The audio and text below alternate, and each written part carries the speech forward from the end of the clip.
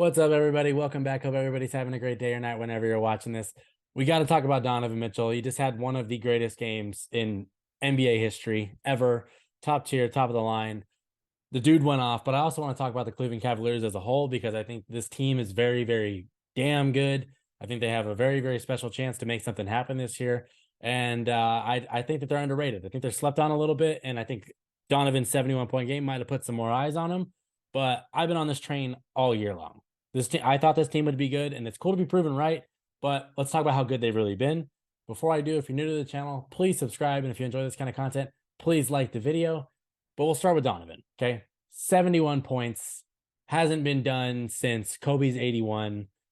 It's just special. All the way across the board. 7 threes, like 22 out of 34 from the field overall, like 20 out of 20-something from the free throw line. But the special part about that performance to me, yeah, the godly numbers are cool, right? They came back from down 18 at the half. So they needed every single point. It wasn't like he was just stat padding his whole way to a massive L. It went to overtime, and he just straight up dragged them to the finish line, and it was spectacular. What did he have? Like 11 assists and 8 rebounds from a 6'3" guard.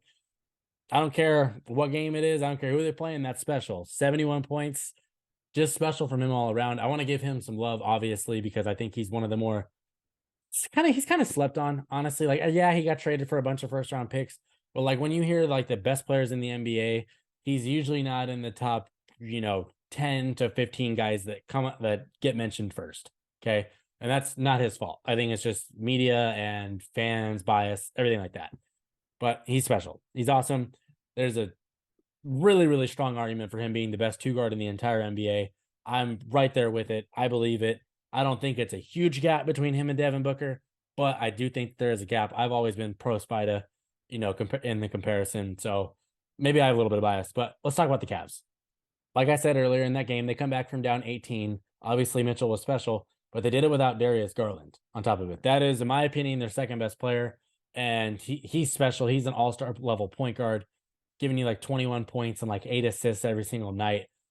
Good shooter, good floater, just a really, really quality point guard, top 10 at the position, really exploded the last couple of years, especially last year. And he's fitting really well with Donovan Mitchell, which is the reason why I like this team so much, is because he's a very willing co-star. He doesn't seem to struggle, letting the other guy shine or have his moment. He was like, honestly, he looked like one of the happiest people when Donovan was going off. So team player, just all around, he's a good dude. And he's special, okay? So Darius Garland, Donovan Mitchell, we know those guys are awesome, okay? But what makes this team so good is their defense, particularly from Jarrett Allen and Evan Mobley. Those two as a rim protecting front court that can go out and guard the perimeter from time to time, especially Mobley in that case.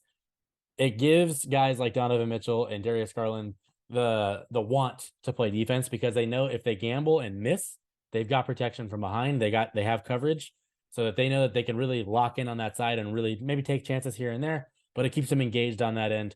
And those guys, the versatility on them is insane.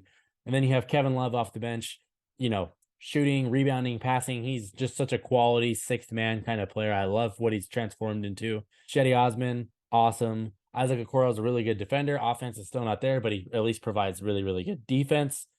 Dean Wade, I know he's been out for a while, but he's really, really good when he does play. And you want to talk about the team being versatile, like just the scoring punch.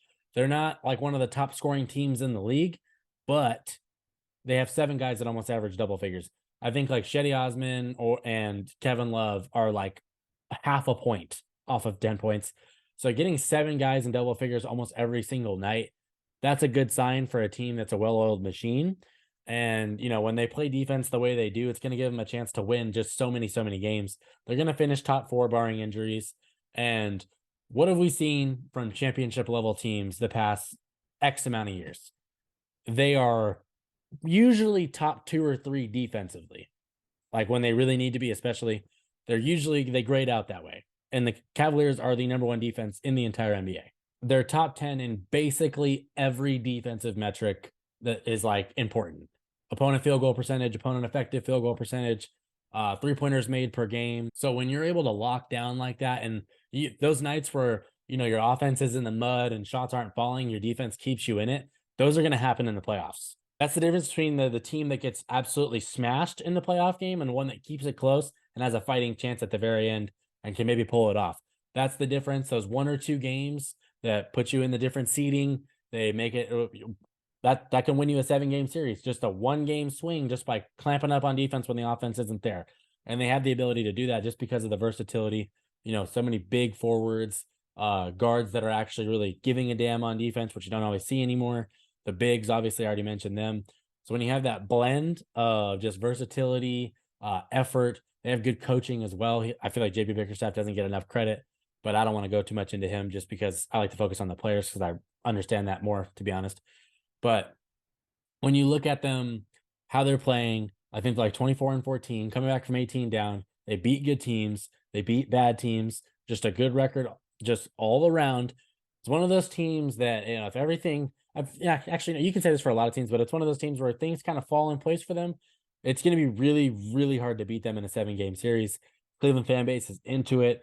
They really went through that, 3 to 4 year rebuild of just, the team was terrible and it was tough, but then they did it the organic way, which is what I love. I love me being a Laker fan, really hypocritical, but I love seeing the teams that build from the ground up and don't just, trade every single good player you ever have for a star. What they did is they made the right signings. They drafted right with Garland, drafted right with Mobley, did a good job filling out the roster, didn't just give up on guys and trade them for first-round picks. And then they made the trade for Donovan Mitchell, which looks awesome in hindsight. Don't tell Knicks fans that, though, because they're in denial with RJ Barrett. But anywho, I really like what this team is doing, and I think that they have a chance to be really, really special down the line. They just got to stay healthy. That was one thing that absolutely destroyed their season last year was the health, so I'm praying that they don't get bit by that again. Doesn't look like it's going to happen, but just, knock on wood. I don't have any around, but knock on wood, they don't get hurt. Do you see this Cleveland Cavaliers team getting a couple All-Stars? Obviously, Donovan Mitchell's going to make it. He's been just electric. I think Darius Garland deserves some respect in that regard. I don't know if Jarrett Allen will make it, but there's some consideration because he is very, very good defensively and a good lob threat, good rebounder. Does a lot of different things. I think he averages like 14 points and 10 rebounds. He's just a good player. How many wins do you think this Cleveland Cavaliers team can rack up? I see them somewhere in the 53 to 56 range, which I still think that they should finish top 4, and I still think that's really, really good. Do you think they get more than that? Do you think they get less? Very curious to see where people are at on them because they are kind of going a little bit under the radar, but people thought that they'd be good. I don't know how good people thought they'd be. I thought they'd be fantastic. I did a previous video on them. So right now I'm looking great, but we'll see how that pans out. If you're new to the channel, please subscribe. And if you enjoy this kind of content, please like the video. I really, really appreciate it. Comment what you're thinking of the Cavs.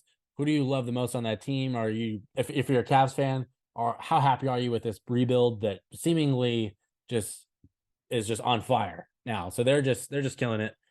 They put me at a loss for words sometimes, as you guys can probably tell. Anyway, thank you for watching. I'm done here. Peace.